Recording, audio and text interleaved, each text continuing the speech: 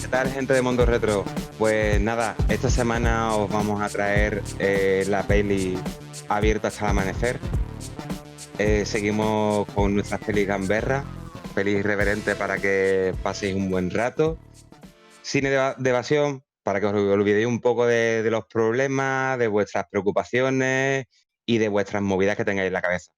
Y antes de empezar por el vídeo, recordaros que si podéis dejarnos un like, activar la campanita y suscribiros, que sois de gran ayuda para que este canal vaya más y cada vez seamos más la gente que forma parte de esta gran familia que es Mundo Retro, ¿no? Aquí dándole un saludito a Emilio. Emilio, ¿qué te ha parecido volver a visionar la peli, tío, para analizarla esta semana? Me pareció cucarachas enojadas. Excelente, excelente.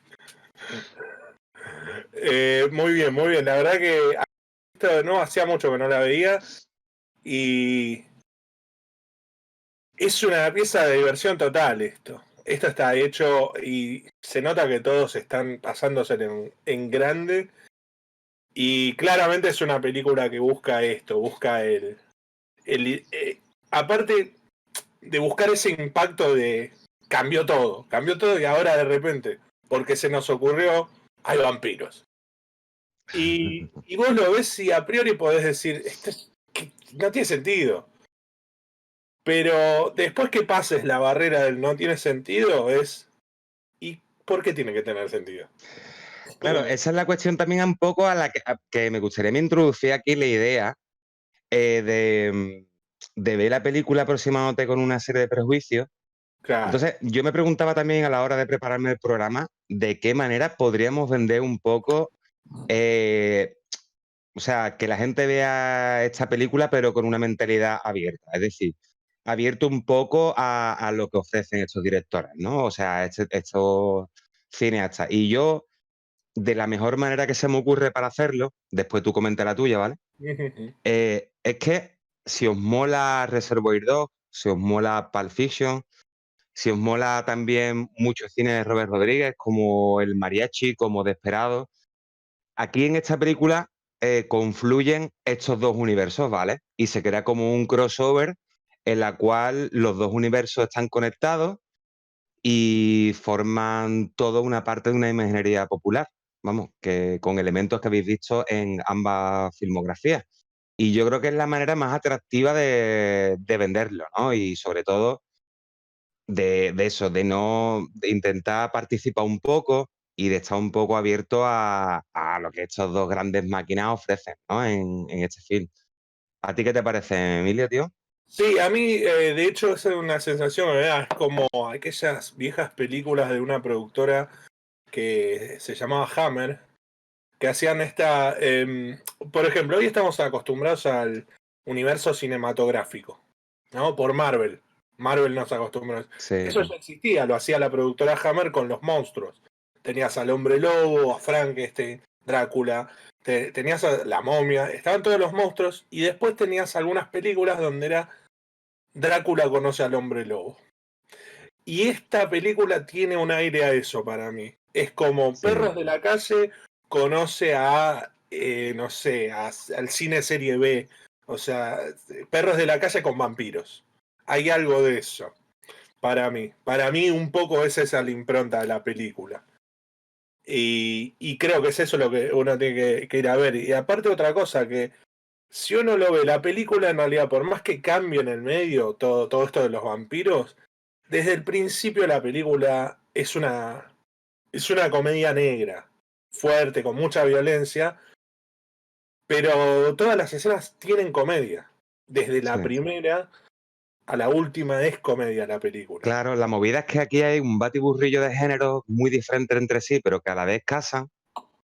Y claro, realmente no se podría, siendo un poco objetivo, no se podría establecer muy bien el género porque hay como unas transiciones muy locas, que eso si quieres lo vamos a ir desgranando poco a Sí, sí. poco, después un poco. Voy a intentar hablar un poco sobre cómo se inicia este proyecto y esta producción, porque la verdad que hay un montón de cosas interesantes.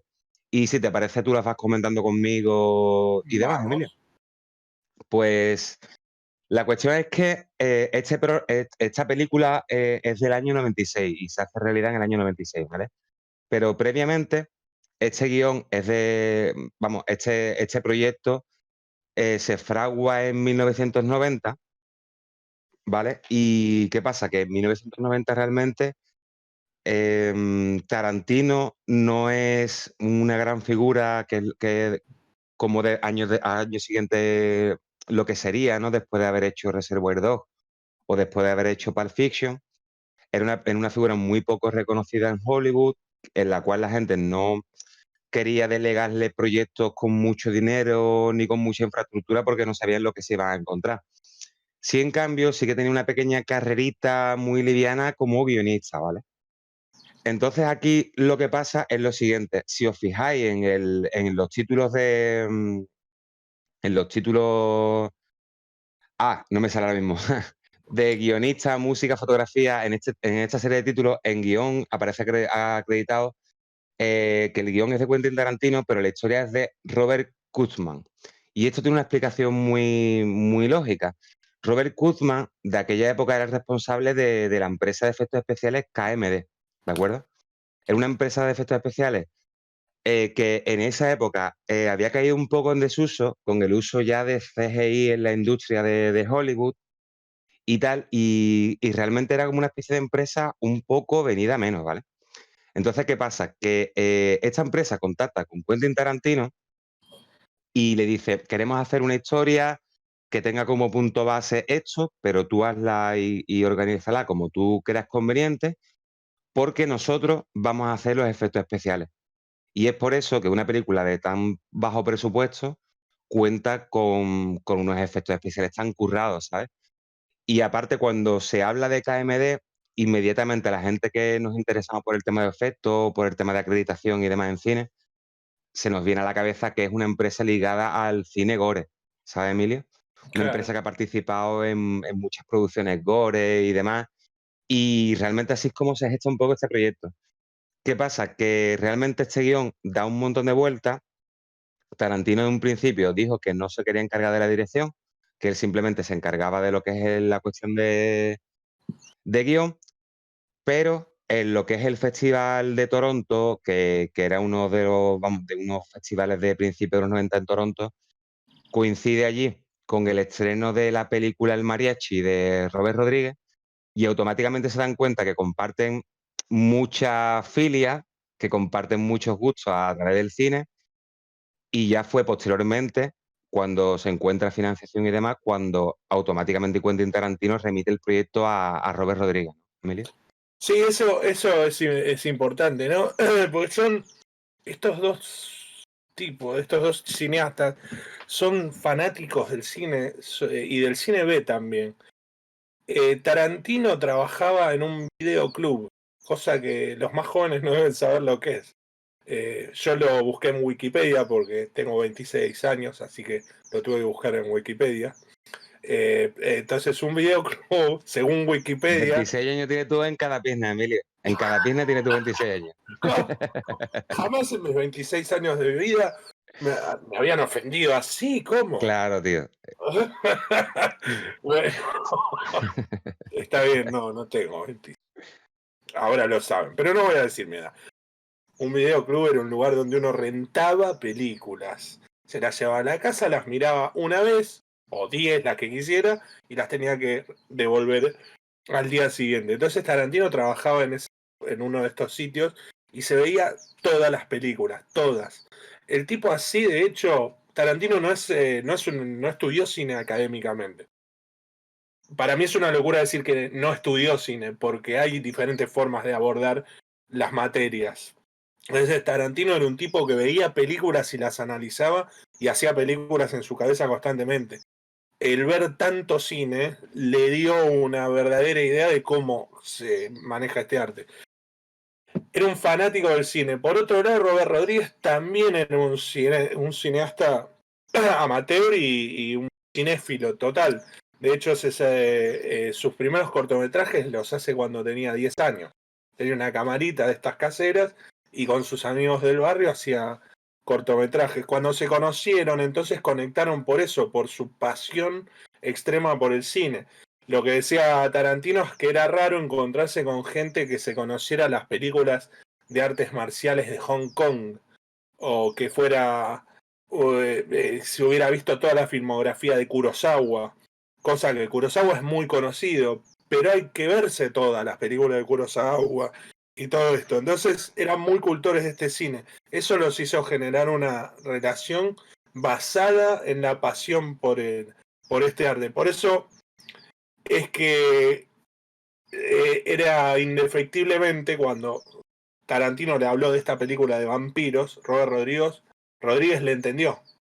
Porque yo digo esto, que vengo en notas, como decir, te estoy robando el lunfardo, el lenguaje coloquial español. Que vengo en notas y te diga, tengo una película de dos tipos que escapan por la frontera y vos decís, oh, está bien, una película, una road movie. No, pero esperá, porque llegan a un bar y son todos vampiros en el bar. Y vienen notas y te dice eso y vos decís, es una locura. Solo otro loco como Tarantino podía entender esto. Por eso es importante esta relación que tienen entre ellos. También, Esta pasión. como se plantea la película, tío, realmente es como un proyecto de doble sesión o de cine Exacto. continuo que posteriormente se iba a traducir en este proyecto de Greenhouse, que muchos años después llevarían a cabo, como Claro. fue la película de Deep Proof por parte de Tarantino, esta, Death Proof. y Planet Terror que hizo Robert Rodríguez. Robert Rodríguez. Pues básicamente aquí se hace realidad en Abierto hasta el amanecer, pero un poco encubierta. ¿Por qué? Porque sabían que si ellos daban esa idea, cómo estaba el cine de los años 90 y la industria a estos productores y este tipo de historias, le iban a decir que estaban locos perdidos. Entonces, por Creo que eso estaba. realmente se crea ahí una ruptura y realmente la gente cree que son dos películas amontonadas en una, ¿sabes? Porque en principio nació en parte así. De hecho, la película sí que es cierto que es un continuo homenaje tanto al cine de Robert Rodríguez, tanto al cine de Tarantino, pero sobre todo también al cine de John Carpenter. Y tiene Sí, cosas muy descaradas. No es casualidad, por ejemplo, que el chaval de la caravana lleve una camiseta de Asalto al Distrito 13, ¿sabes? claro. Porque ahí te deja muy claro cuáles son esas intenciones, ¿sabes? Y de hecho, la película constantemente te está haciendo guiños como en plan, estoy rindiendo un homenaje, ¿sabes? No estoy robando nada, sino que simplemente estoy dando tributo a una de mis referencias a nivel de cine, que es el Y, grandísimo John Carpenter. y viste esto de los homenajes, me llevaste a ver. Por ejemplo, hay actores de reparto que aparecen en el final. Está Tom Savini, Claro. incluso aparece, ahora voy a decir, son Tom Savini, está Greg Nicotero también. Greg Nicotero hizo los efectos visuales en esta película, pero Greg Sí, Nicotero es muy famoso por hacer efectos visuales en las películas de zombies de George Romero. Entonces sí. ellos le rinden homenaje también a los héroes de la infancia. Y una anécdota de cómo Tom Savini termina actuando en esta película. Tom Savini, digo rápidamente, es el personaje que es un motociclista que se llama Sex Machine, que tiene Machine. un revólver extraño, que sale, bueno, vean la película, no quiero explicar eso, es muy engorroso. Tom Savini cuenta en una entrevista cómo conoce él a Tarantino. Dice que estaba en una convención, Tom Savini era muy famoso por hacer efectos de maquillaje también.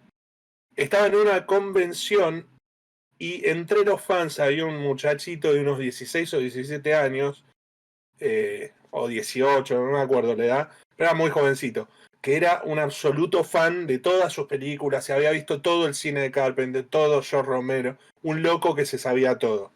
Tom Savini entonces habla con él y el chico le dice que trabajaba en una tienda, en un videoclub, y que fuera al videoclub a firmar los afiches, esas cosas, dar autógrafos.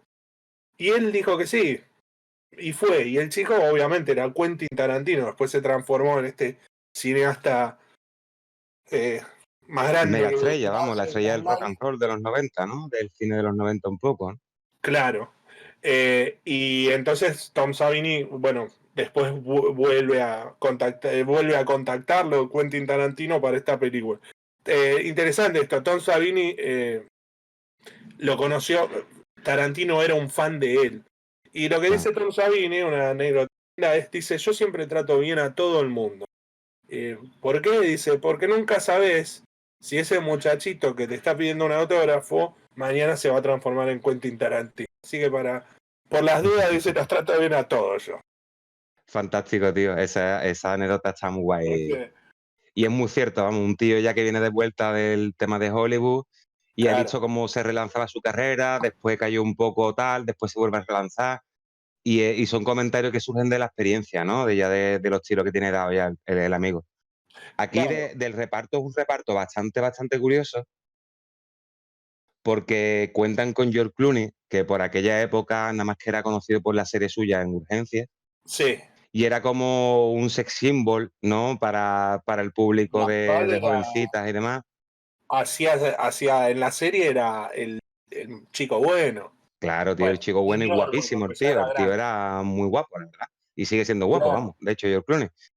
Y Sí, lo sí. cogían un poco como reclamo un poco para el público de jovencita por la época, haciendo anuncios y tal, pero nunca había incursionado en lo que es el tema del cine, ¿vale?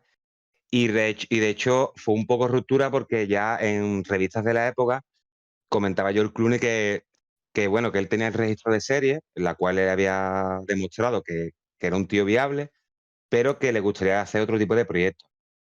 Y este fue el estreno de George Clooney en el mundo del cine como tal, saliéndose un poco de la televisión, que por aquella época digamos que era bastante raro que fuera fichado por Tarantino y Robert Rodríguez para este tipo de proyectos, ¿no? Ya que era un tío que nadie lo ubicaba para este tipo de papel. Después se quedó como un personaje memorable, ¿no? Después tras este papel que hizo, de los hermanos Gecko, y fue un fijo en este tipo de proyectos. Hay que destacar un poco que participa también en el cast de esta película Harvey Keitel, el cual es un actor que sin él no hubiera sido posible la carrera de Quentin Tarantino. O sea, Quentin Tarantino le debe todo a Ahí Harvey va. Keitel, ya que cuando Quentin Tarantino prepara el proyecto de Reservoir Dogs, va pasando ese guión por muchísimas manos, por muchísimos productores, por muchísimos directores, y no es hasta que Harvey Keitel se fija en ese guión, el cual lo ayuda, o sea, le dice que quiere participar gratis en ese proyecto y aparte le ayuda a buscar, o sea, es coproductor y le ayuda a buscar financiación para rodar esa Financiación. película. Con lo cual sigue contando con Harvey Keitel a esta altura de su carrera. Y ya os digo, Harvey Keitel es un personaje fundamental en la historia de Quentin Tarantino. Sobre esto, primero, George Clooney, para mí eso estuvo muy acertado, eso que hacen, de poner de protagonista a un tipo que es conocido por una serie más romántico y que tiene una imagen de del buen tipo. ¿Por qué? Porque lo están haciendo salir del encantamiento, pero aparte le están brindando algo al personaje. El personaje que hace George Clooney en ningún momento hace nada noble. No es bueno, es malo. El que hace Tarantino, también fantásticamente actuado, que eso hay que reconocerlo. Tarantino es buen actor. No, en general no se habla de él como actor, pero es buen actor. Y acá, acá está toda la película. Así que se lo ve actuando, sabemos que puede sostener una película. No sé si protagonista, pero es buen actor. El tema es este, que los dos personajes estos son absolutamente deleznables. Todo lo que hacen es terrible, son mala gente. Pero entonces está muy bien poner a alguien como George Clooney a ser de este personaje, porque por su carisma natural nos va a hacer simpatizar con esta persona que de ninguna otra forma simpatizaríamos. Imagínate si en vez de ser George Clooney hubieran hecho que, no sé, John Goodman lo hiciera. No te engancha la película. ¿Por qué? Porque es malo. Entonces George Clooney tiene esa cosa en el medio donde por más que esté haciendo de un personaje absolutamente siniestro, tiene un carisma y una naturalidad que Claro. hace que lo compremos y que digamos, bueno, está bien. Por ahora este va a ser el héroe de nuestra película. También lo que lo hace más noble es que no es tan mamonazo como el hermano, como Quentin Tarantino, que Claro, directamente está ultra loco, ¿sabes? el hermano es Que es un un demente, pervertido, es un demente, es un puto violador. psicópata. Claro, es como que en el contraste vos, está bien lo que hacen, porque en el contraste es, vos tenés que elegir alguno para identificarte. Y ese es un violador. Y es como, bueno, está bien, sí, voy con él. Fantástico. Tampoco que sea buena gente, pero al menos no es un violador. También con esa elección de casting, tío, también intentaban un poco, creo, descolocar un poco al público, ¿no? Claro, De ese médico que aparece en la serie tan amable, tan buena gente, y de repente ubicarlo en este tipo de papeles, yo creo que descoloca un montón. Y es claro. realmente en parte lo que pasó un poco con la recepción de esta peli. En el casting también destaca una joven Juliette Lewis, Juliette Lewis, que contactaron con esta chica a través de su papel en Asesinos Natos, el cual el guión también está lo escrito escribió por Quentin Tarantino. Tarantino y está dirigido por Oliver Stone. Lo que pasa es que Quentin Tarantino no quedó muy contento de esa adaptación de guión que hizo Oliver Stone. Siempre ha renegado Yo tampoco. de ese guión, la verdad. Pero bueno, dan con Juliette Lewis y él le da cabida a un personaje que ellos tienen en mente y que saben perfectamente que ella lo puede interpretar de manera fantástica. La verdad que es una actriz que a mí me gusta bastante en los papeles que le dan. Te voy a comentar que posteriormente sacó un grupo que es Juliette Lewis and the Leaks, que es un grupo también muy recomendable de rock and roll. Y para aquellos que nos conozcan, os invito a que lo descubráis, porque la verdad que tiene... ¿Toca Juliette Lewis? ¿Qué? ¿Toca ella? En Sí, sí, este claro. grupo no lo conozco. Toque canta y eso, y la verdad que bastante guay, ¿eh? Tiene ¿Qué cosas muy toca? recomendables. ¿Qué instrumento toca? Toca la guitarra y canta. Vamos, principalmente cantar. Lo que pasa que sí que es cierto Lo vamos a buscar. que es un grupo que se puso de moda hace ya unos años y ahora hace tiempo que no sé nada de ellos, pero aún así yo invito al público a que busque esos discos. Estarán posiblemente en Spotify o en algún tipo de plataforma. Os invito a Quiero, que lo descubráis. quiero decir algo sobre Juliette Lewis y puede ser, perdón, pero puede ser que me ponga polémico ahora. Pero tenía que pasar siempre, Adelante, ¿no? adelante, adelante. A mí Juliette Lewis me gusta, creo que es muy buena, pero hay un problema que he tenido con ella, no con ella personalmente, ni la conozco, pero es como que hace mucho siempre el mismo papel. Y, y esta cosa de que poner a George Clooney, sacarlo del encasillamiento, igual Juliette Lewis todavía no era tan famosa, pero hay una cosa de Juliette Lewis que siempre es un poco aniñada y eso no me termina de gustar mucho. Pues como A siempre, mí, mismo que es medio mira, claro, pero tú lo que te digo, a mí me gusta incluso, y me gusta muchísimo que tenga ese toque aniñado para este papel, tío. Porque te das tu cuenta el contexto, ¿vale? El contexto es que ella es la hija de una persona que está en una caravana, un padre de familia, que que te es un deja claro, sacerdote. que te deja claro un poco que su mujer ha fallecido hace relativamente pronto, ¿vale? Y el padre está a cargo de su hija y de su hija en un viaje familiar en una caravana.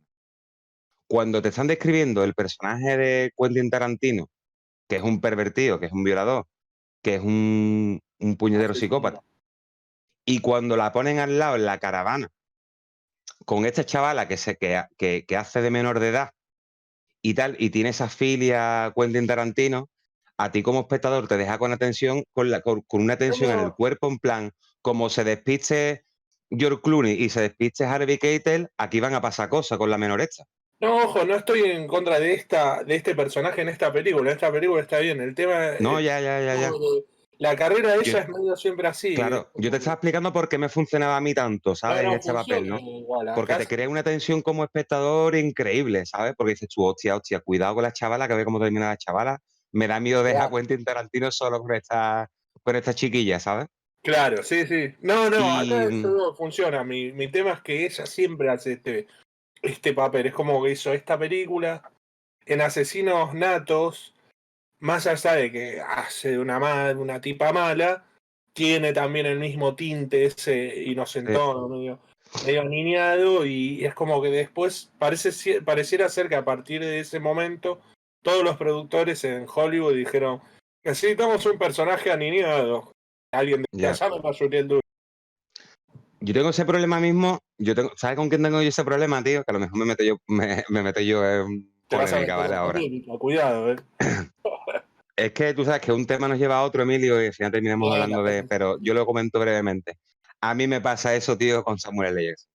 Creo que Samuel L. Jackson hace siempre de Samuel L. Jackson. Sí. Y tú metes a Samuel L. Jackson en Star Wars y Samuel L. Jackson con una espada láser, ¿sabes? Te digo. Sí. O sea, ¿qué digo yo, tío? ¿Cómo lo haces, tío? O sea, lo metes en Marvel y hace de Samuel L. Jackson en Marvel, ¿vale? O sea, creo que es un tío que es muy característico, me gusta el carisma que tiene, me gusta lo que desprende Samuel L. Jackson, pero creo que Samuel L. Jackson hace de Samuel L. Jackson. Tan simple como es. Sí, es cierto. Igual volviendo al cast, hay otro actor acá muy. A ver, no es un actor. Bueno, hay dos. No son súper relevantes, pero son bastante icónicos. Uno, Cheech Marin, que Cheech Marin hace varios personajes, de hecho, en la película. Aparece varias Tres veces. personajes, vamos, que es un actor de comedia, digamos. Es un actor, claro. Él hacía unas películas que eran Cheech and Chong. Era el mexicano, él hacía el mexicano con Chong, que era un hippie.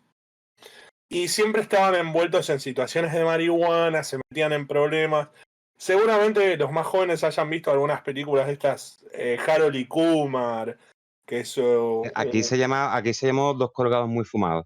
eso, dos Y colgados. realmente es un homenaje o remake de las películas de Chicanchón, realmente. En realidad es eso, sí. Chichan Chong, y aparte ellos, más bien Chong, el otro, pero Cheech Marin también, fueron activistas a favor del uso recreacional de marihuana en Estados Unidos.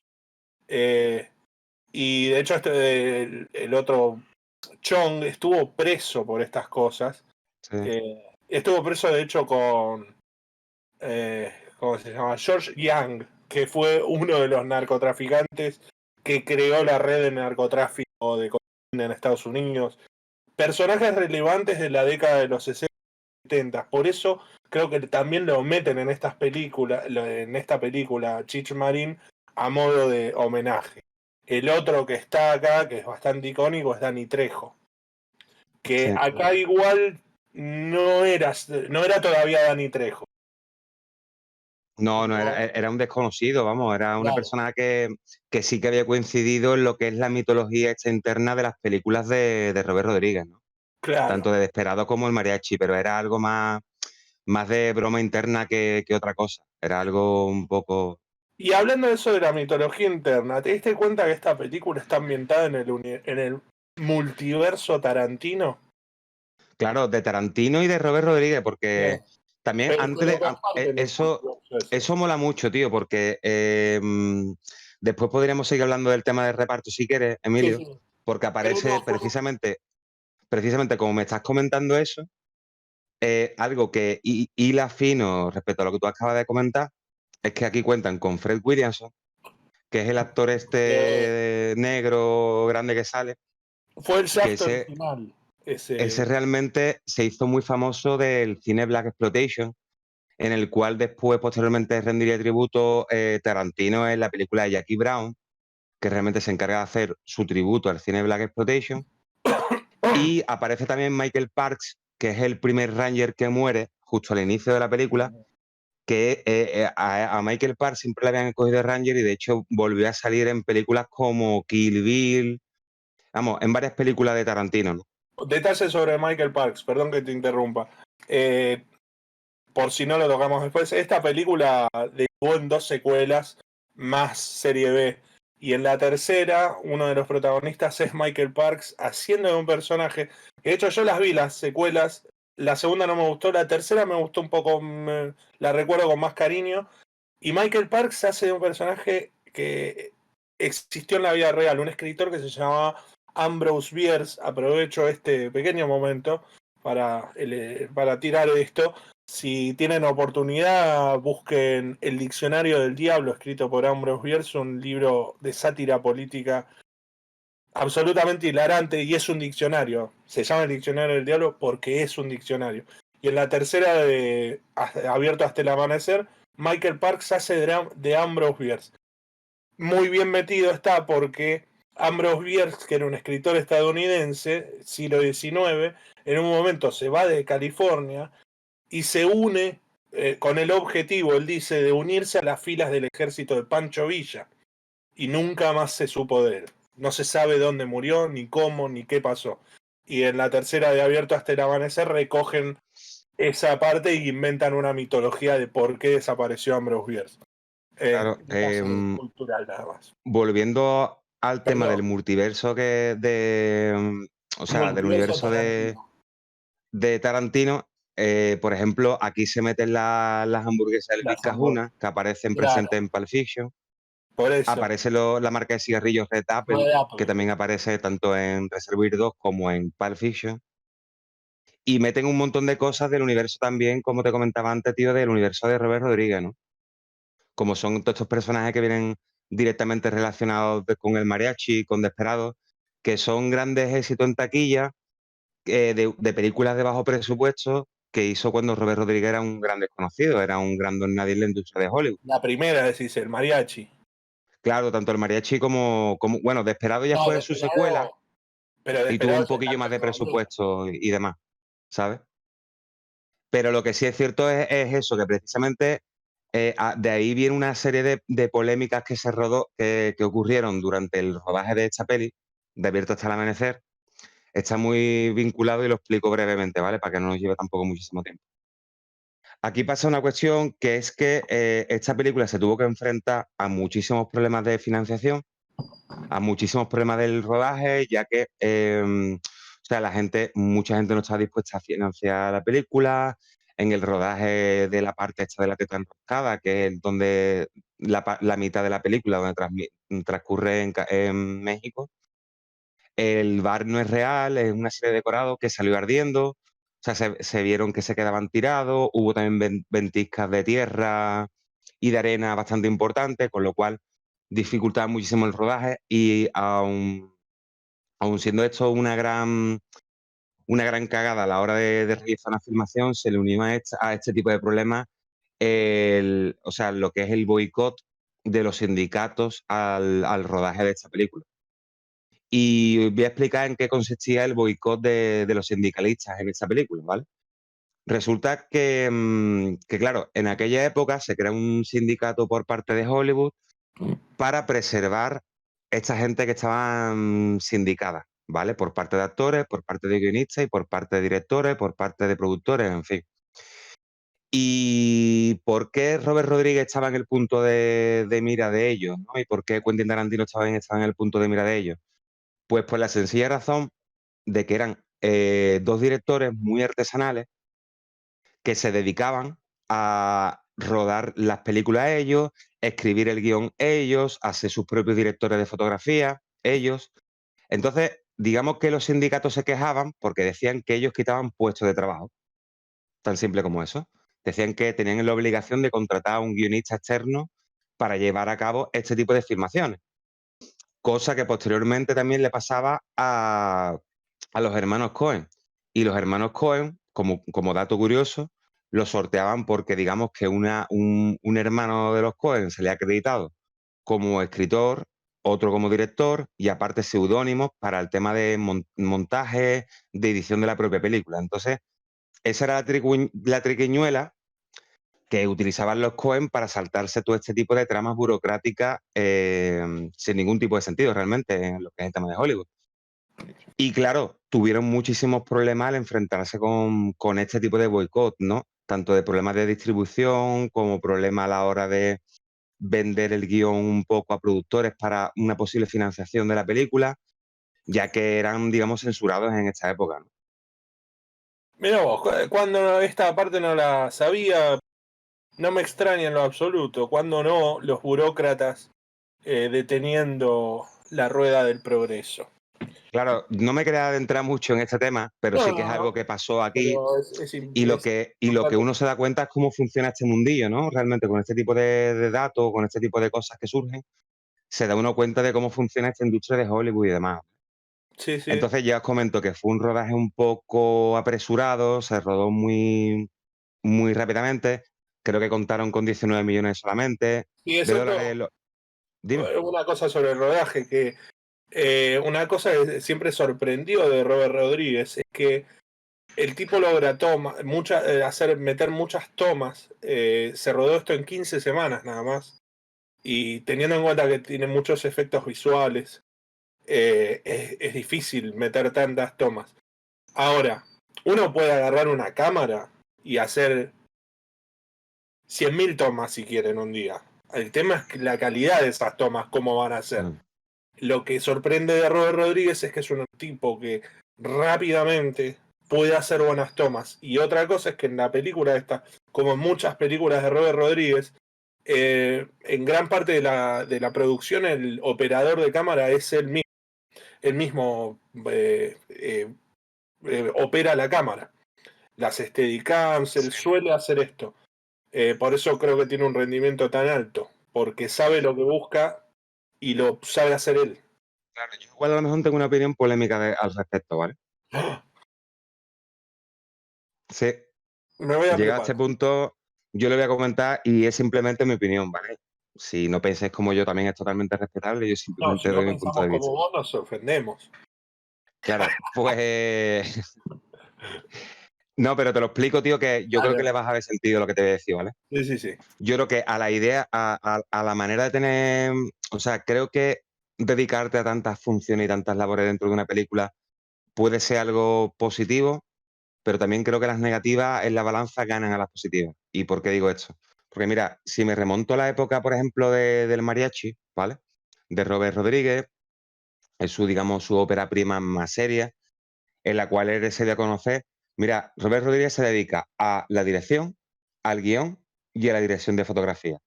Y aparte, se dedicó también de ayuda a efectos especiales, se dedicó también de ayuda a mucho de operador de cámara, mucho todo. Y yo creo que esto no es bueno, tío, para las producciones. Porque uno pierde la noción de lo que está haciendo y lo que está dejando de hacer. Y yo creo que contra más personas intervengan realmente en un proyecto, tío, diferentes puntos de vista de cómo aborda un personaje, de cómo aborda una fotografía, de cómo aborda un producto, creo que le aporta más frescura y otro punto de visión, ¿vale? Y yo creo que en esta película Abierto al Amanecer tiene muchísimo peso la forma de dirigir de Quentin Tarantino, la forma de escribir de Quentin Tarantino, y sinceramente creo que por eso, bajo mi punto de vista, estamos hablando de la mejor película de Robert Rodríguez. Bajo mi punto de vista.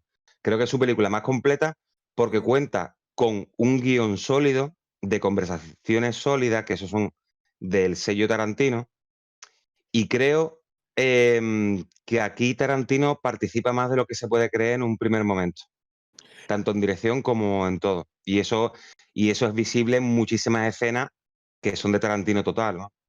Sobre esto, es lógico que en la primera que hizo, porque la primera que hace el mariachi, está hecha con $7.000, está hecha entre amigos, es lógico que Claro. ahí iba a hacer muchas cosas porque la hizo casi con cero, con $7.000, hacer una película, y más como una No, película pero como pero te puntualizo también un momentito, Emilio. Es que sí, sí. esto es comprensible lo que tú estás comentando, porque claro, son los comienzos de un cineasta, Ahí en es fin, lógico. es muy comprensible, ¿vale? Pero ya te estoy hablando de que Robert Rodríguez ha hecho lo mismo cuando se ha encargado de películas de alto presupuesto, ¿vale? Sí, sí, sí. Y creo que es un No, que es lo problema que te a digo, la es hora un de fuerte. perder norte respecto al producto que estás haciendo, ¿sabes? Te digo. Sí, es como que no ves las películas de él y tienen su sello. Eh, no es conocido por ser un tipo muy abierto a lo que digan los demás. Sí, en esta película, sí se sabe, porque lo ha dicho él, que sí estaba abierto a lo que decía Tarantino. Ahora, él mismo ha dicho que trató de no hacerle tanto caso a Tarantino, porque si no, después iban a decir lo que estás diciendo vos, que la dirigió Tarantino en la zona. Pero yo creo que sí es cierto lo que decís vos, que se nota mucho que hay cosas muy de Tarantino y que esto lo han hablado y de hecho incluso en YouTube se encuentran making of, videos del detrás de escena, donde se ve a Tarantino dándole direcciones a George Clooney.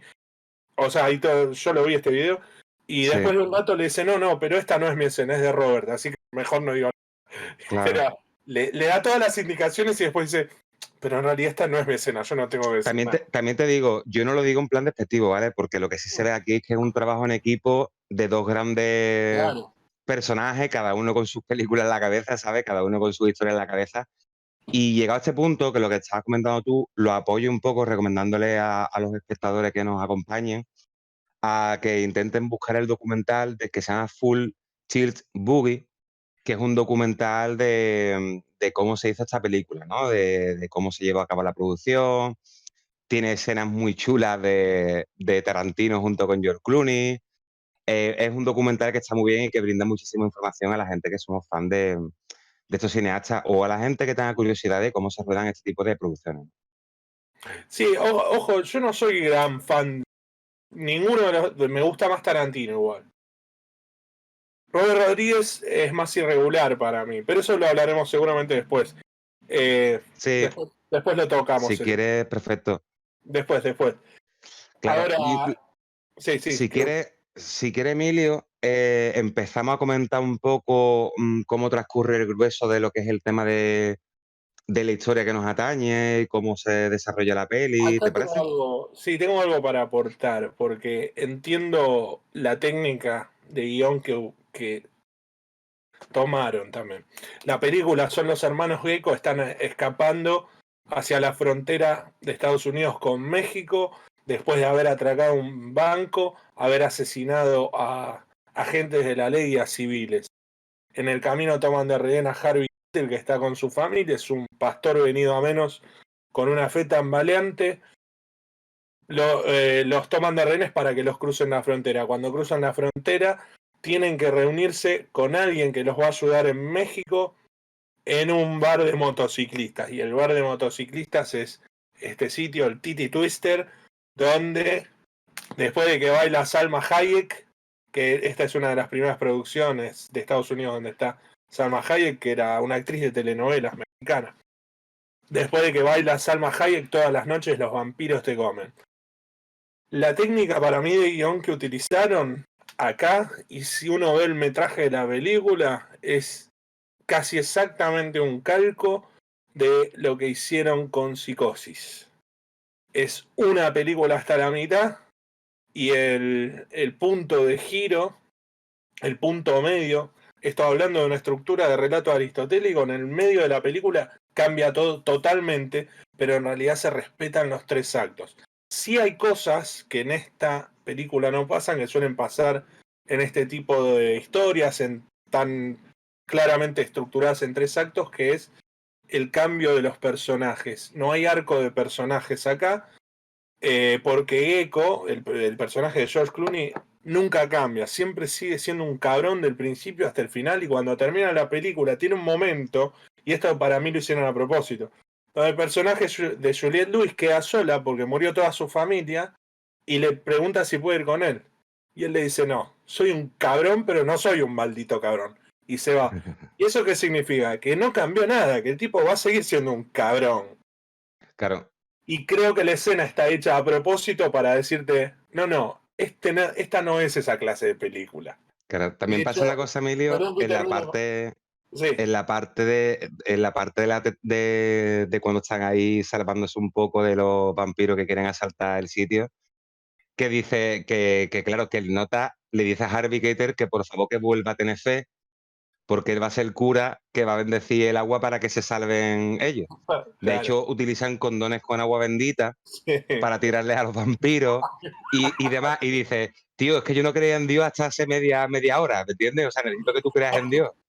Porque claro, si ellos están, que son el demonio, claro. tiene que haber un cielo por cojones, ¿sabes? Te digo. O sea, qué fantástico. Esa línea de diálogo me parece maravillosa, tío. Sí, él de hecho en un momento también dice, porque están todos ahí hablando de qué va a pasar, y que nadie diga que no creen en vampiros, pues yo tampoco creo en vampiros. Claro. Es fantástico, tío. Esa parte es fantástica. Yo Excelente. mi análisis un poco del tema del guión, estoy contigo, Emilio, en el tema del relato aristotélico, que lo hemos hablado muchísimas veces. Mi análisis es el siguiente, ¿vale? que yo creo que lo hemos intentado no hablar mucho de la peli para que esta sea una conversación fresca, ¿vale? Que no sea una conversación muy manida y muy toqueteada, muy soqueteada. Mi análisis es el siguiente sobre esta peli. Tú me dices después si estás de acuerdo o no, ¿vale? Esta peli pivota sobre la narrativa que tiene Reservoir Dogs, totalmente, sobre todo al principio de la película, ¿vale? Ya que Reservoir Dogs no se permite gastar tiempo en describir los personajes, ¿vale? O sea, la película empieza en plena acción y tú conoces a los personajes mediante sus actos del momento. O sea, ningún tipo de información ni nada, que eso a nivel narrativo queda muy fresco. ¿Por qué? Porque al final no estás empezando el relato desde el principio, ¿vale? Estás Claro. empezando el relato desde un punto medio. Y eso es una cosa que a mí me parece una maravilla. Me gusta muchísimo cómo está llevado a cabo, ¿sabes? Tú Sí, vas conociendo estos dos personajes, a los valores del personaje y cuál es su meta, ¿no? Que su meta es huir a México y demás. En toda esta primera parte de la película, que llevamos hablando un rato de que serían como dos películas adheridas, ¿no? O dos películas sí, juntas. De hecho, esto queda patente si vemos que el cambio de tercio de la película ocurre en mitad del metraje, ¿vale? No ocurre en lo que es el tercer acto, ¿vale? La primera película yo lo comentaría que es como la parte, entre comillas, más Tarantino, y la parte que se dedica un poco más a ser una road movie, tal vez con toques western de dos forajidos que están huyendo y están buscando un sitio para refugiarse. Y yo creo que así se podría resumir la mitad de la película, ¿no? Una road movie, sí, una película de carretera, con toques western, en el cual vamos descubriendo los personajes, los anhelos y las motivaciones de estos personajes, la relación entre ellos dos, que son hermanos, lo cual digamos que hace que George Clooney no pase de Quentin Tarantino, a pesar de lo no. loco que está, ¿vale? Y la de problemas que le busca a George Clooney, sino que se lo tiene que comer un poco un papa porque es su hermano. Y precisamente creo que eso está hilado así de que sean hermanos por eso mismo, ¿vale? Por la motivación de seguir juntos estos dos personajes. Pero lo que sí es cierto que a mitad de la película lo veo un guiño un poco al estilo de Robert Rodríguez y a la vez un gran homenaje a Asalto en la comisaría 13, del distrito 13, de, del Carpenter. propio John Carpenter, ¿vale?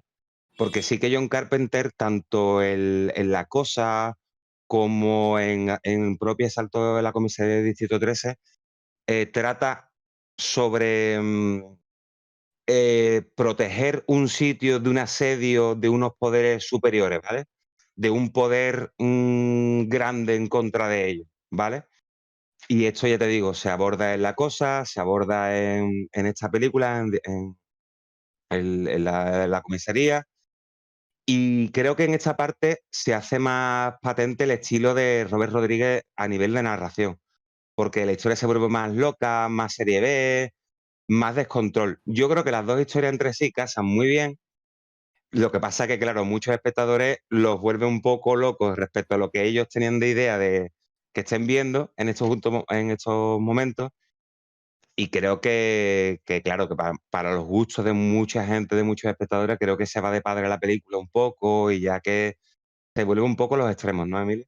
Sí, igual yo estoy de acuerdo porque lo que se ve es que del lado de Estados Unidos es más Tarantino y del lado de México es más Robert Rodríguez. Robert Rodríguez igual tengo entendido que nació en Estados Unidos, pero claramente sus padres es de origen mexicano. Eh, y la parte de México es más Robert Rodríguez y remite mucho más, de hecho, a la película Desperado o a El Mariachi mismo, Once Upon a Time in Mexico, que no sé cómo se llamó en España, perdón. Eh, remite mucho más a esa cinematografía de Robert Rodríguez y aparte la cosa de estas imágenes aztecas que suelen estar en las películas de Mm. Robert Rodríguez, siempre esas referencias al desaparecido imperio mexica, que siempre las vas a ver en las películas de Robert Rodríguez. Eh, esa parte en México, yo también estoy de acuerdo que es Robert Rodríguez y toda la secuencia en Estados Unidos, los hermanos Gecko, es Tarantino. Y aparte otra cosa, esto de que empieza con la acción ya en curso. Que eso puede confundirse con que falte el primer acto. El primer acto siempre va a estar, porque nosotros vemos a los personajes desarrollándose en la acción. Es una cosa que hace mucho Tarantino. Te empieza la película después del atraco. Porque igual, durante el atraco, o después del atraco, vos vas a conocer a los personajes. Vas a tener ese primer acto donde ves cómo son y quiénes son. Ahora, el tema es dónde lo pones eso. Si lo pones después del atraco, por empezar te ahorraste varias escenas que no te van a contar nada porque no hacen a la historia. La historia es cómo llegan a México. Y eso en guión se suele estudiar bastante, eso que hay muchos profesores. Mi hermana, que es una gran profesora de guión, ella siempre recomienda que la película empiece con lo que se llama el primer punto de giro pasado, que es lo que hace Tarantino. Si nosotros pusiéramos el atraco al banco, el primer punto de giro sería el escape. La película de Tarantino empieza con el escape. Ya lo del banco te lo sacó. Y entonces vos los conoces en el escape. Con el punto de giro y el problema ya desde el principio. Porque desde la primera escena entonces vos sabés, uy, estos tipos tienen que escapar. Y eso se estudia bastante en guión. Que los 3 actos van a estar igual, pero ahorrate sobre explicar las cosas. Porque si no te va a quedar una redundancia. Es que eso es lo que marcó un poco la diferencia cuando se estrenó Reservoir Dogs, tío. La diferencia la sacó Tarantino en cuestión de que él a lo que es la situación del atraco no le da la más mínima importancia y tú sabes cómo ha ido el atraco después de que haya ocurrido, ¿no? Claro, Entonces tú ya empiezas a recopilar información de cómo ha ido, qué ha pasado, que el otro le ha fallado a otro compañero, en fin. Y entonces eso le da un toque fresco a un Hollywood de principios de los 90 cuando las historias estaban muy, muy hechas fórmula, ¿no, tío? Muy claro. sota, caballo y rey. Claro, el desordenar el relato para que el diálogo que lleve la trama sean los personajes y no la mera acción de un atraco. Que obviamente, si yo te pongo un atraco y va a durar 10 minutos toda la secuencia. Pero el tema es qué cuento en esos 10 minutos. Lo que hace Tarantino es Claro, decir, los personajes cuentan la historia. La historia está alrededor del personaje.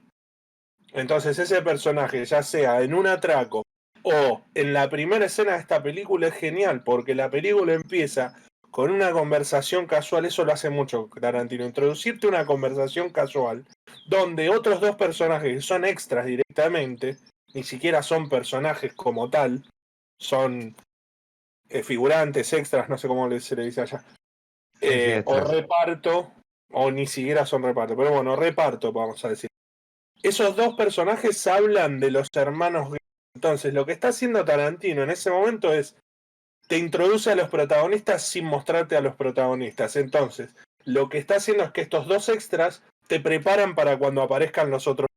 Entonces, cuando aparecen los protagonistas, ya hablaron de que atracaron un banco, se habló de que son unos cabrones, y aparte detalles graciosos de lo que le pasa a esos dos personajes que van a morir en 2 minutos. Eso es buenísimo porque te pone estos dos personajes y decís, ¿debería interesarme esto? A los 2 minutos le vuelan la cabeza. Y entonces, ¿qué pasa con esto? Vos ya sabés que ese comisario, que es Michael Parks, tiene un problema con la esposa, que hay un problema en la casa, etcétera. Y vos estás diciendo, bueno, ¿será este? Aparece Tarantino y le vuela la cabeza. Y ahí decís, oh, te hizo entrar, te hizo caer en la trampa. Claro, Es una trampa que te dio, porque ahora toda tu atención va a ir hacia ese que acaba de volar la cabeza porque sí este tipo. Entonces, así te envuelve Tarantino.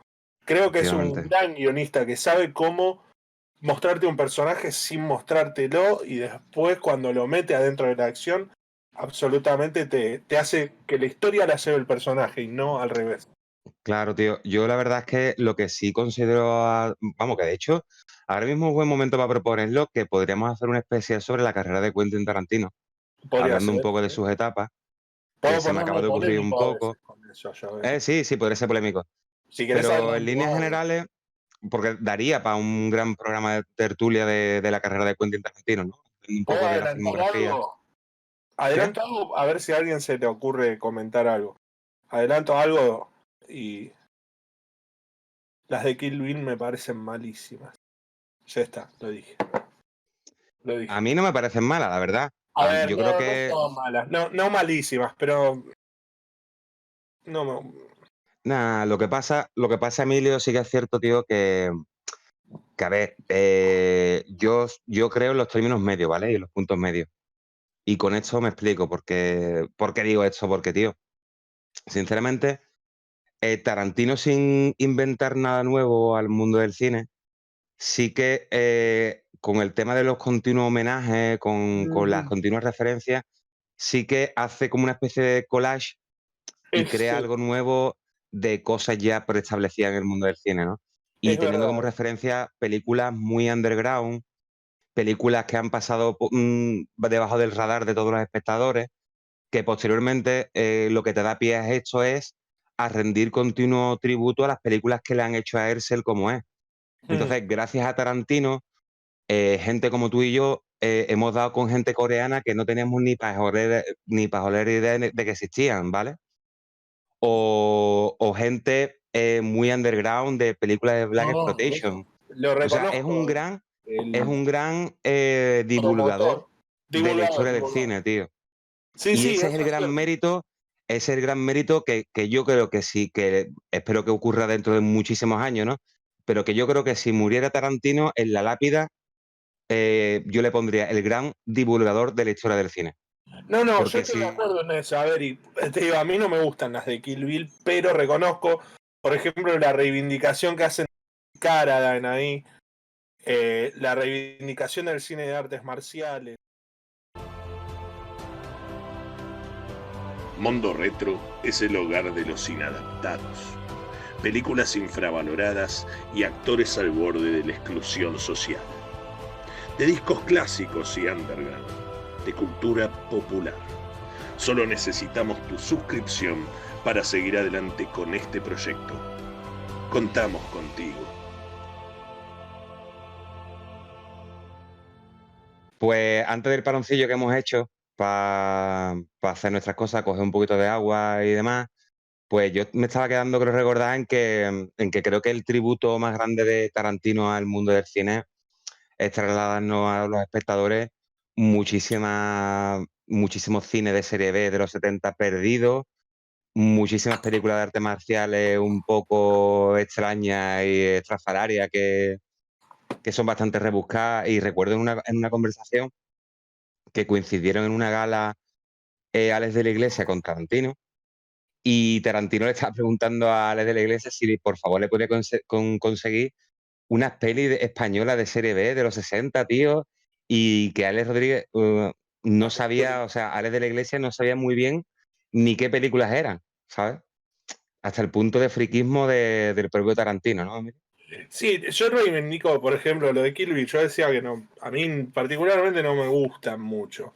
Pero reivindico a David, me gusta que reivindiquen a David Carradine, por ejemplo, en esas películas. Y una cosa que sí le reconozco a Tarantino que ha hecho muy bien es es poner a la crítica a pensar de nuevo. Hay muchos cineastas que han sido vilipendiados por la supuesta crítica especializada y los académicos de siempre. Eh, Ejemplo, John Carpenter es uno, que siempre ha sido vilipendiado por la crítica y los que estudian cine y toda esa gente.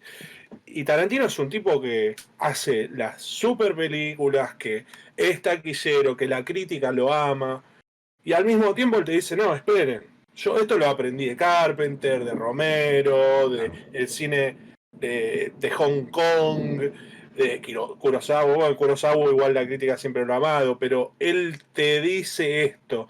Y ha hecho repensar muchas películas a ciertos círculos académicos de la cinematografía, porque hoy en día Carpenter sí está más reconocido finalmente. Claro. Siempre va a tener detractores, eso no pasa nada, pero al menos se ha encargado, como decías vos, de difundir un cine que existe y que es muy importante. Yo creo que casi en ninguna cabeza cabe pensar que personajes como Carpenter no son relevantes para la historia de la cinematografía. Yo lo que creo que un gran aporte de Tarantino a la cinematografía es eso, es haber reivindicado a grandes actores y grandes cineastas que estaban olvidados. Ejemplo, en Pulp Fiction rescató a John Travolta. Y así en cada Sí, una de sus películas él rescata a alguien. sí, vamos, Una ya, cosa. ya lo comenté antes, en la cuestión, por ejemplo, de Jackie Brown, de la película de Jackie Brown, él pone otra vez de manifiesto muchos cines de Black Exploitation, tío, de los 70 en Estados Unidos, y rescata la carrera de Pam Grier como actriz, ¿no? Una actriz que estaba Totalmente. ya olvidada y había pasado muchísimos años por ella. Rescata también, evidentemente, a Joel Travolta, ¿no? En Pulp Fiction, después de estar 15 años sin rodar prácticamente nada, de haber caído un poco en desgracia, ¿no? Y es Sí. un relanzador de carreras vamos, a todo nivel. Y Totalmente. realmente, tío, en el tema que nos ocupa, volviendo un poco a Abierto hasta Amanecer, antes comenté la referencia y el homenaje a Asalto a la comisaría del Distrito 13 de John Carpenter, que tengo que comentar que esto es metacine al más puro, o sea, al más puro esplendor, porque el máximo ídolo de John Carpenter era Howard Hawks, la cual hizo Río Bravo y Asaltó al Distrito 13, es un homenaje a Río Bravo precisamente. Y una de las películas favoritas a la vez de Tarantino es Río Bravo, de Howard Hawks. Y entonces es una referencia que comparte mucho John Carpenter y el propio Tarantino, ¿no? Entonces él aprovecha para matar dos pájaros de un tiro aquí, ¿no? En este tipo de referencias. De hecho, vos sabés que un detalle, a mí, reviendo esta película, y no me acuerdo en qué año, hizo su película de vampiros John Carpenter. ¿Es anterior a esta? Se llama Vampiros. Creo que la película de vampiros de John Carpenter, creo recordar que era del año 92, pero un segundito que me aseguro, Creo ¿vale? que es del 92, creo que es anterior, porque hay Creo que es mucha del 92. estética que es muy similar a esta película. Esa estética de road movie, los, los tipos rudos que no son ningunos héroes. ¿Qué No, año es? pues Emilio, nos estamos equivocando un poco, tío. Esta película, yo me quedé que sí, que era anterior, pero no, Es Vampiros posterior. de John Carpenter era del 98, tío. Mira, Muy un año posterior después la a hizo. esta. Tiene, Pero bueno, sí que es cierto, Emilio, que yo le veo mucho nexo de unión, tío, de vampiros con... hay algo en la estética. Sí, y creo que la gente de los efectos especiales son los mismos, ¿eh, tío? Es muy probable, Y de porque hecho el sí diseño de los trabaja. vampiros, como un poco de los infectados, vampiros, pero con esa estética tan concreta, creo que viene de aquí directamente, ¿sabes? Sí, la estética un poco western, ¿no? Porque tiene algo Sí, del western esto. La película Abierto hasta el amanecer. De sí. hecho, en gran medida es un western, diría yo. Mm, Esto de los forajidos sí. escapando de la ley, etcétera. Hay un punto igual también que no estamos tocando y ya llevamos bastante tiempo hablando y es importante tocarlo, que es lo que mencioné al principio. Cucarachas enojadas. La música de esta película, pero antes de eso, Tito y Tarántula, gran banda de rock chicano. Rock chicano, para que no conoces, el rock mexicano, pero hecho en Estados Unidos. Esta gente nació en Estados Unidos. El primer exponente, ya que toco el tema muy lateralmente, pero es importante decirlo, el primer exponente del rock chicano fue un adolescente de 18 años que se llamaba Ricardo Valenzuela, Richie Valens, que cantó la primera canción en rock and roll en español. Él había nacido en East LA, en California. Fue la Bamba, tío, La precisamente. Bamba. Lo que hizo Richie Valens es que La Bamba es una canción tradicional mexicana y él agarró, fue al productor y dijo, vamos a hacerla en rock and roll. Y le dijeron, es una locura, nadie va a escuchar rock and roll en castellano. Y Ricardo Valenzuela, que tenía 18 años, su carrera duró nada más que 9 meses, cambió la historia de la música con esa canción. Un visionario el muchacho este. De hecho, el día que él murió se lo llama como, se lo conoce como el día que murió la música. Eh, Tito y Tarántula, de alguna forma, es una banda de rock chicano, son herederos de esa tradición. México tiene una enorme tradición de rock. Es un país muy rockero. Hoy en día, aparte, México es considerado la capital del ska. No sé si sabías, Distrito Federal en México es considerada la capital mundial del ska. Y aparte de Tito y Tarántula, en esta película hay mucho de otros dos grandes guitarristas que son Stevie Ray Vaughan, pero no hay que Tiene el olvidar tema. al maestro de Stevie Ray Vaughan, Jimmy Vaughan, vos seguro lo conocés. Stevie Ray Vaughan es muy famoso Sí, del claro. mundo del rock. Pero quien le enseñó a tocar la guitarra era su hermano mayor, Jimmy Vaughan, al que él siempre admiró. Y de hecho él siempre dijo, mi objetivo es poder tocar como mi hermano, pero él decía que nunca lo había logrado. De hecho, por eso Para mí Steve Ray Vaughan superó al hermano, vamos. nos O pusimos sea, polémicos. para mí Porque es yo uno de voy los a decir guitarristas que más. más me han influido. Y, tío, yendo un poco para la banda sonora de Abierto hasta el amanecer, Emilio, sí que me gustaría destacar una idea, ¿vale? Viendo muchas películas de Robert Rodríguez, te das cuenta que él hace un uso de la música un poco al servicio de la escena, ¿vale? O sea, la integra guay en las escenas, creo que tiene una gran selección de música muy identitaria para esta idea de cine mexicano que quiere un poco reivindicar, ¿no? Un cine que Estados Unidos realmente no lo tomaba muy en serio a finales de los 80 y demás. Entonces, la utilización de la música también me sigue pareciendo muy Tarantino. Y por esta idea que te voy a transmitir, ¿vale? Un ejemplo es esto. Mira, te lo voy a enseñar, aprovecho para enseñártelo. Este es el vinilo de la banda sonora de Pulp Fiction, ¿no? Y evidentemente, tanto en esta peli como en Reservoir 2, ya Tarantino, tío, marca un recurso estilístico de la película que la música no va al servicio de la historia, sino que la música forma un paréntesis en la narración. Es decir, es como si Robert Rodríguez o No, muchos directores meten música para acompañar, ¿vale? A una idea de una escena, pero Tarantino automáticamente lo para todo y dice, tío, ¿has visto qué temazo está sonando? Pues te lo pongo sí, con imágenes tan molonas como esta, ¿sabes? sí, Y como que él crea como una especie de pequeño videoclip dentro de sus películas total.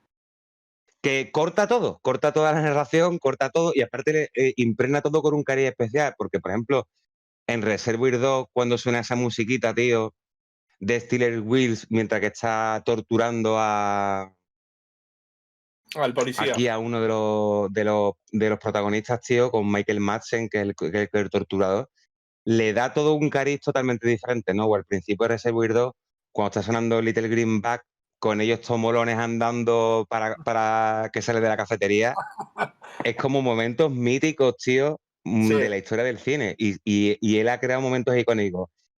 Y es por tanto por lo que me cabe decir, tío, que el uso de la música es súper Tarantino, vamos, en esta película. ¿Sabes qué es una cosa? Mirá que era lo que me lleva. Ahora estoy escribiendo algunos videoclips para una banda de Argentina. Y el otro día hablaba con un director que va a dirigir uno de estos videoclips. Y me decía, tengamos en cuenta esto, una cosa muy importante, me dijo. Cuando hay imagen y sonido, cuando hay música, la música manda. Y la Mm. imagen va a ir en función de la música. Ejemplo de lo que decís, porque se transforman en videoclips dentro de la película. De ejemplo, la escena de baile de Salma Hayek. Claro, la música es tan molona. Me robo palabras, perdón. ¿Puedo No usar pasa nada. palabras del lunfardo español? Por La música supuesto. es tan molona que te tiene que poner unas imágenes, claro, de una Salma Hayek despampanante para equipararse con esa música especial que está usando. Porque la música es tan buena que te puede superar la imagen y perder el foco de atención. Creo que esto se pega con lo que vos decís. Que te digo una cosa, tío. El momento en el que Robert Rodríguez le pide por favor a Tarantino que protagonizase de alguna manera la película de Abierto hasta el amanecer, la aprovechó Tarantino para reescribir muchas partes del guión y meterse él como autorregalo la escena de fetichismo de Bebé del pie de Salma Hayek. Ah, claro, porque ¿Sabes? Te digo. tiene un fetiche con los pies, ¿no? Sí, sí, sí, que aparece patente en muchas escenas de esta película concretamente, con los pies de Juliette Lewis y los pies de Salma Hayek, Claro. ¿no? Y él Hoy se en hace un día autorregalo escribiéndose esa línea del baile de Salma Hayek, ¿sabes? me generaste una pregunta. Hoy en día, ¿la policía de la moral censuraría estas escenas? ¿Están bien o están mal? Eso no lo sé yo. Probablemente sí, Ah, están probablemente mal. sí. Ah, no, Y el quería tema, saber. y el tema de que le salga a Sex Machine un revólver del paquete, también sería muy censurado, o sea, Un sería automáticamente cancelado, ¿sabes? Automáticamente cancelado. día estaba viendo una entrevista a Tarantino que le hizo un periodista inglés de origen pakistaní, nunca me acuerdo el nombre. Es muy conocido si buscan videos de Robert Downey Jr. enojándose en una entrevista, es el mismo tipo que siempre va a entrevistas a molestar a la gente. A Robert Downey Jr. va y el otro está promocionando una película y le dice, ¿cómo fue tu relación con tu padre y con las drogas? Y Robert Downey Jr. le dice, ¿qué? ¿De qué estás hablando, imbécil? Y se para y se va. Y lo mismo hay una entrevista que le hace a Tarantino tocando este tipo de cosas y le dice, no, porque la violencia en las películas le empieza a hacer una bajada de línea moral. Y Tarantino en un momento le dice, ¿sabes por qué lo hago? Porque es más divertido. Punto. Se terminó. Yo voy un poco a esto, ¿no? Que hoy en día todo está, la policía en la moral nos dice lo que está bien y lo que está mal. A veces hay cosas que están porque son divertidas. Si Tarantino reescribió estas escenas por su fetiche, también hay que ver que Salma Hayek accedió a hacerlas, ¿eh? No es que la obligaron, le pusieron un arma en la cabeza o algo así. Accedió a hacerlas y se hizo toda una escena con ella en el centro de la escena. Imagínense el espacio que le están dando a un personaje que no es ni siquiera un extra. Claro. Le dan todos unos 10 minutos de la película y de una forma cinematográfica tan bien hecha que nosotros nos comemos que es un personaje importante de la película, pero aparece y a los 2 minutos lo matan al personaje de Salma No, pero te Hayek. digo una cosa, tío, también me parece un poco, o sea, desde mi punto de vista, ¿vale? El tema de Salma Hayek en el papel que está aquí protagonizando y demás, tío, me parece que es un momento visual icónico en lo que es la historia del cine. Exacto. Eso yo creo que es algo rotundo. Del poder visual de la escena, con esa música y demás. Y después de la línea de la línea tan graciosa que tiene con George Clooney. George Clooney, tío. Cuando le dice, prepárate para la esclavitud eterna, y se pone, Bienvenido a la no, esclavitud. bienvenido a la esclavitud, y se pone, no, gracias, ya estuve casado, ¿sabes? O sea, me parece fantástico, tío. Y me parece que Salma Hayek sí que es cierto que tenía una película para ella sola, tío. Yo creo que el personaje ese que interpreta a Salma Hayek, porque si te fijas, tío, tiene una iconografía de trasfondo como de diosa azteca, diosa Claro. maya, que, tío, que mola muchísimo ese personaje. Y yo creo que ahí hay una película spin-off dentro de ella. Lo que pasa que por la época nadie se va a meter en ese tipo de proyectos, ¿vale? Bueno, Pero de hecho, la tercera de Abierto hasta el amanecer es un spin-off donde el centro de la película es el personaje ese, pero no lo interpreta Salma Hayek. claro, yo te digo, también te puntualizo que yo la segunda y la tercera entrega ni me he preocupado por verla porque es que no me ha interesado no nunca, es la muy verdad. relevante el asunto. Yo digo, la tercera tiene alguna cosa que está linda, como eso que mencioné, de que usen a Ambrose Bierce como personaje, pero olvidable totalmente. Qué sé yo, son películas de clase B que aprovechan el éxito y el nombre de esta. Pero no me parece mal, me parece que bueno, está bien. Si había un negocio por hacerlo y lo hicieron, bien por ellos. En la segunda el protagonista es Robert Patrick, el T-1000. ¿Sí? ¿En serio? T-1000. Sí, sí, está ahí. Hostia, Y tío. no, nada más. Es como, ya te dije todas las cosas remarcables de las secuelas. También se hizo una serie que vi unos capítulos y la abandoné porque dije, no, muchachos, hasta aquí llegó el amor. Y Ya, el tema de serie. no es como que te pueda decir, hay una franquicia. No hay nada. Claro. Pues mira, tío, llegado un poco a este punto del programa, Emilio, me gustaría añadir, tío, que lo bueno también que aportan tanto Robert Rodríguez como Quentin Tarantino es a la manera de un poco de cambiar las producciones de Hollywood y cambiar de la manera en que se conciben las películas, ¿no?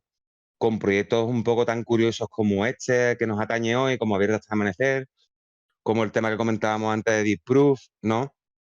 Que es una sesión doble, sesión continua de los autocines, de lo que es cine que le costaba $1 a la gente de Estados Unidos para verlo, con el rollo muy quemado, con toda, que se quema esa cinta de película de tantos visionados, ¿vale? Y de tanto reutilizarse ese rollo.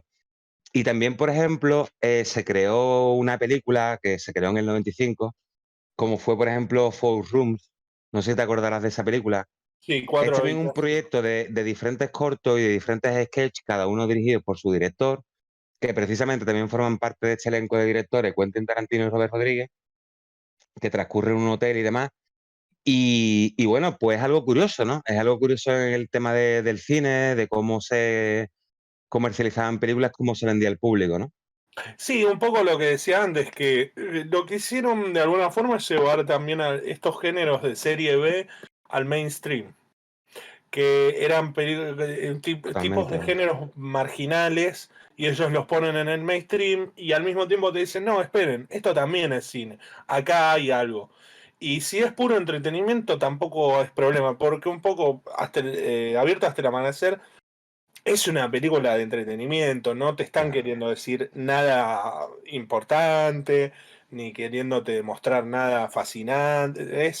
Vamos a morirnos de risa un rato, vamos a pasarlo bien, y no está mal eso Totalmente, también. totalmente. No está mal. Poder sacar una sonrisa a una persona. Mira, voy a parafrasear a un gran actor, comediante que ya falleció, que vos seguro lo conocés, y muchos acá también, John Belushi. Un John grande, Belushi una vamos, vez un grande. un grande, un ícono total. Una vez estaba en una entrevista y habían hecho una película, Blues Brothers, sobre la banda que él tenía. Algún día deberíamos hablar de esa gran Sí, banda y claro, esa por gran supuesto. película. Sé que Y es una película que te encanta, ¿no? Que te marcó desde soy pequeño y demás. absoluto fan de los dos. Y el entrevistador le dice, gastaron 30 millones de dólares en hacer esta película, destruyeron no sé cuántos autos que tenían el récord de destruir autos. Que les parecía gracioso eso. Y lo era. Y le dice, ¿no le parece un poco indulgente gastar 30 millones de dólares en hacer una película? Y John Belushi, que no era ningún tonto, era un tipo muy inteligente, le dijo, mire, se gastan 30 millones de dólares en construir misiles. Y no hay una sola sonrisa en todo eso. Así que yo estoy de acuerdo con este tipo de películas también. Prefiero que gasten 20 millones de dólares en esto antes que en un misil. Me parece dinero bien gastado, eso es lo que digo. Bien invertido, de hecho, porque ganaron finalmente dinero con esto. Así que bien invertido. Hombre, al final la conclusión de muchas películas que tocamos en el canal, tío, es de cine artesanal que se hace con mucho mimo y con la intención de que el espectador se lo pase bien, tío, viendo gamberradas y tal, y viendo cosas irreverentes, tío. Que Claro, estas películas no tienen como finalidad cambiarte la vida, vamos. Pero claro. vamos, Malditos Bastardos tampoco pretende eso, No, ¿sabes? O sea, no pretende cambiarte la vida, claro. No, pero no. sí que brindan situaciones muy icónicas, ¿no? En lo que viene siendo la historia del cine, tío. Tiene imágenes que se nos van a quedar siempre en la retina, ¿no? Totalmente, totalmente. Lo mismo Abierto hasta el amanecer, hoy en día se sigue hablando de esta película y, o sea, algo ha marcado, algo ha dejado, tiene un legado la película. Hombre, esta película en enero cumplió 25 años, tío. 25 años, Como dato, claro. vamos, lo dejo Yo como tenía dato. un año cuando salió esta película. Era un Yo niño esta todavía. película, Hablamos tío, también. la descubrí en su medio, que el medio natural de esta película es en el videoclub, El ya que cuando video, se estrenó esta película no llegó para el cubrir medio gastos natural. El y medio claro, natural, me es encantó su eso. hábitat, tío. Hay películas que su hábitat son los cines y otra película que su Sí, hábitat natural es el videoclub. Y esta película realmente la alquilé en el videoclub, iba con una idea de lo que quería ver y realmente cuando la película se disloca se me desinfló un poco cuando yo era más pibe, ¿vale? Lo tengo que reconocer. Y de hecho me encantaba la primera parte de la película, pero la segunda parte me desencajaba un poco tal. Pero creo que al cumpleaños y al entenderla mejor, porque el problema no era de la película, el problema era mío, sí que he sabido valorarla, tío, después de haberla visto varias veces y valorarla como tal, como lo que es, ¿no? creo que a todos puede ser. No recuerdo qué me pasó, porque bueno, tenía un año, pero. No, no tenía un año, ya lo sabemos. Pero bueno, eh, recuerdo que algo a mí también un poco como que me descolocó la parte que se vuelve aparte extremadamente bizarra. Te voy a marcar Sí, algo que lo hacen y está claro que es a propósito. Todas las secuencias de ellos peleando contra los monstruos estos, que son vampiros pero son medio monstruosos. si vos te fijas y no observás lo que está central en ese, no sé, el foco de la cámara, sino lo que pasa detrás. Es una cosa muy enfermito que hago yo. Mirar qué pasa detrás, porque vos tenés una multitud de vampiros, monstruos ahí. Fíjate lo que hacen los que están detrás. Los extras. No hacen nada, es una tontería. Y vos decís, ¿cómo se les escapó esto? No se les escapó, eso es a propósito. Porque lo que te están diciendo es, esto es una película de serie B. Se transformó en una película de serie B. Claro. Entonces vos ves que está pasando una pelea adelante en el foco de la acción y detrás ves vampiros que están haciendo así. Y vos decís, ¿por qué no atacan? Porque Sí. es una película de clase B, si atacaran no hay película. Claro. Entonces, eso está claro que es a propósito. Y lo que creo que el objetivo que buscaban era eso, generar esa cosa descolocada total de repente se transformó en esto. ¿Por qué? Y porque sí. ¿Por qué no? ¿Por qué no podría haber vampiros aztecas además? Me gustaría dejar una reflexión final, tío, porque vamos terminando el podcast, ya que tenemos ya un poquito de bastante duración, ¿no? El programa de hoy. Reflexión final. Según la relatividad de Einstein, la materia distorsiona el espacio-tiempo. Y esto nos explica lo que es la gravedad. Nos tenemos que imaginar la materia que compone al universo como si fuera una hoja de papel. Entonces, uno arroja una bola sobre esa hoja de papel, una bola grande. Vamos a decir que esta bola es el planeta Tierra o el Sol. Vamos a decir que es el Sol. Arrojas una bola de este tamaño sobre la hoja. Y esto lo que va a hacer es distorsionar la superficie de la hoja.